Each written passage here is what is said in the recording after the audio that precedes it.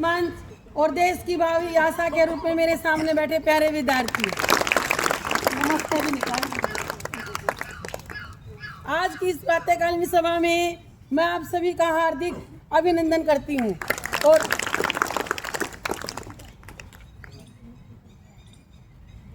श्री रामचंद्र जी के बारे में जानते हो? वो कहाँ के राजा थे?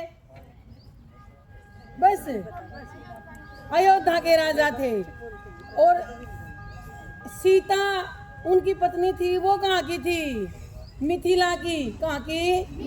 अयोध्या के बारे में तो हम जानते हैं बेटा, लेकिन मिथिला जिसको जनकपुरी भी कहते हैं, उसके बारे में बताएंगे आपको कि उस शब्द की उत्पत्ति कैसे हुई। बेटा एक शब्द है निमिष। क्या शब्द बोला? निमिष। निमिष का अर्थ होता है बेटा एक पल। और एक पल कितने समय में होता है? जब हमारी आंखों की पलकें गिरती हैं और उठती हैं, उसको एक निमिष बोलते हैं। एक निमिष में उठती गिरती हैं वो, यानी एक पल में। अब निमिष शब्द कहाँ से आया बेटा?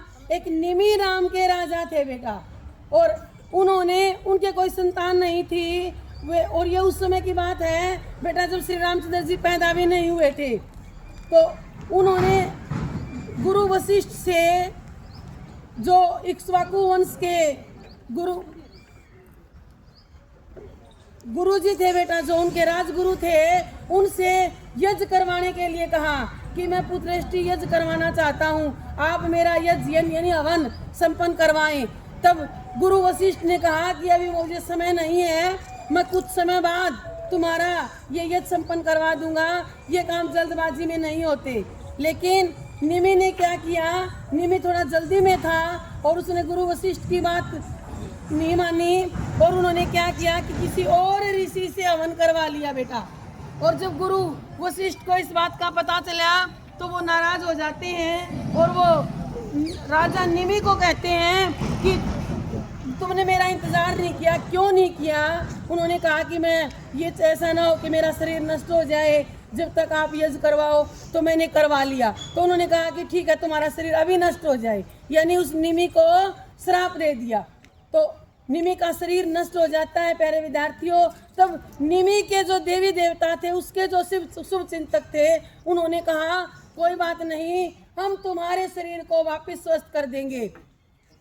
तुम बड़े अच्छे राजा हो, भक्त प्रजावत्सल्य राजा हो, कोई बात नहीं। उन्होंने कहा कि मुझे अब शरीर नहीं चाहिए, लेकिन मुझे एक वरदान मैं आप लोग से मांगना चाहता हूँ। कहा कि तुम मांगो। उन्होंने कहा राजा निमि ने कि मुझे एक ऐसा वरदान दीजिए कि गुरु वशिष्ठ का अहंकार नष्ट हो जाए। कैसे? कि मेरे आने वाले वंश में ऐसी संतान, ऐसी पुत्री पैदा हो कि इक्ष्वाकु वंश यानी जहाँ गुरु वशिष्ठ हैं, वहाँ के वर वधु मांगने के लिए मेरे दरवाजे पर आए। मैं तब खुश होऊंगा, मुझे ये वरदान दीजिए। तब उन्होंने कहा कि निमि ये वरदान तो तुम्हें मिल जाएगा, ठीक है, लेकिन ये बताओ कि तुम कैसे देखोगे, तुम्हें कैसे पता चलेगा? तब निमि ने कहा कि मेरा वरदान पूरा नहीं हुआ है, मैं ये चाहता हूँ कि मैं अदृश्य रूप से सबकी पलकों के ऊपर बैठा रहूं ताकि मैं उस दृश्य को देखूं। तो तभी से प्यारे विद्यार्थियों, निमि जो है सबकी आंखों पर अदृश्य रूप से बैठा हुआ है। और फिर क्या हुआ बेटा कि उसके शरीर का रुष्ट निकाला गया और 9 महीने परखनली में रख के, जिसको आज IVF की सुविधा बोलते हैं, इससे बच्चा पैदा किया गया और उसका नाम रखा गया मिथि। क्या नाम रखा गया? मिथि से प्यारे विद्यार्थियों मिथिला राज्य की स्थापना हुई। और उसी वंश में आगे कौन होते हैं? राजा जनक। और राजा जनक की पुत्री का क्या नाम था? सीता। तो फिर क्या होता है आपको पता है कि जब सीता का स्वयंवर होता है तो राम और लक्ष्मण किसके साथ? गुरु विश्वामित्र जी के साथ स्वयंवर में पहुंचते हैं। और स्वयंवर किसने जीता? श्री रामचंद्र जी ने। और जब वो पहली बार राम और सीता एक बगीचे में मिलते हैं, दोनों एक दूसरे को देखते हैं, तो प्यारे विद्यार्थियों उनकी पलकें नहीं झपकी। क्यों?